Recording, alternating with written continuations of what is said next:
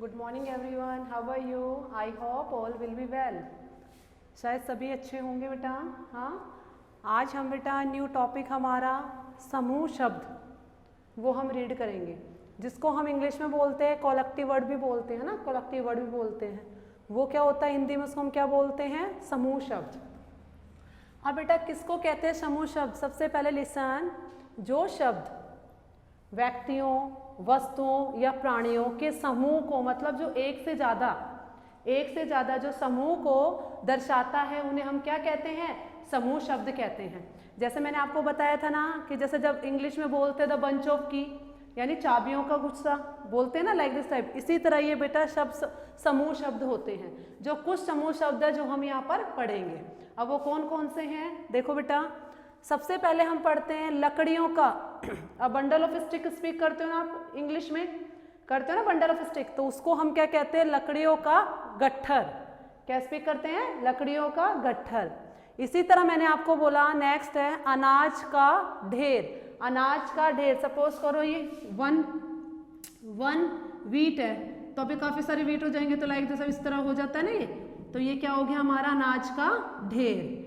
अनाज का ढेर। ओके, अब आपको पता चाहिए अनाज का क्या होता है बेटा? ढेर होता है, समूह। इसी तरह लकड़ियों का क्या होता है? गट्ठर होता है, समूह। ओके, अब चाबियों का क्या होता है? गुच्छा।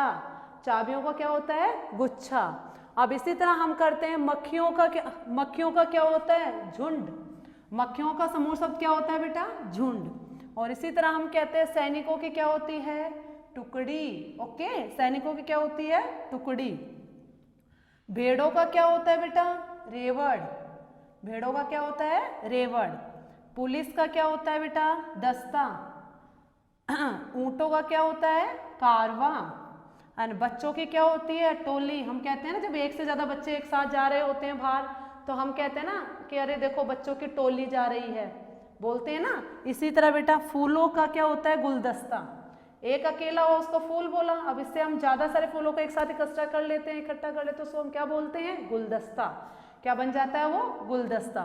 नेक्स्ट बोलते हैं बेटा पर्वतों की क्या होती है? श्रृंखला। पर्वतों की क्या होती है? श्रृंखला।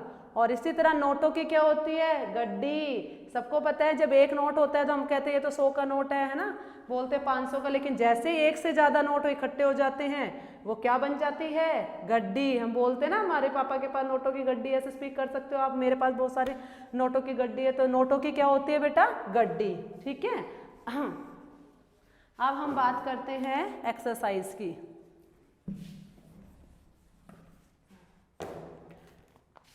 आपकी एक्सरसाइज है सही शब्द पर सही का चिन्ह लगाओ। ओके, जैसे मैंने आपको दिया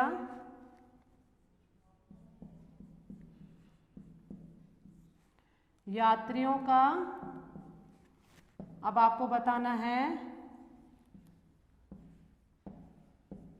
झुंड होता है या जस्ता होता है या दस्ता होता है। आपको सही शब्द पर टिक लगाना है। ठीक है। नंबर 2 मैंने आपको दिया ऊंटों का, मैंने आपको दिया बेटा गुलदस्ता होता है,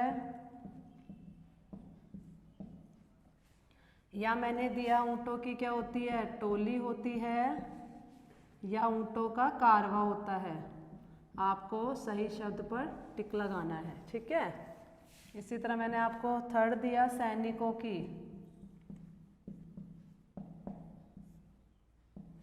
सैनिकों की सबको पता होगा टुकड़ी होती है या कारवा होता है या टोली होती है।